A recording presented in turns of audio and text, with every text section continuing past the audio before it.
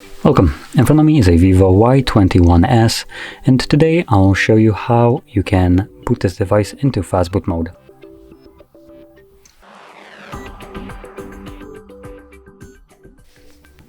So to get started, hold the power button, and when you see your boot options, you want to select power off.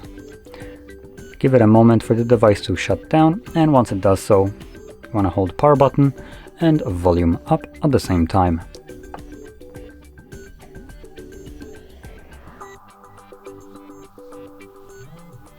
And this will automatically take us to Fastboot mode.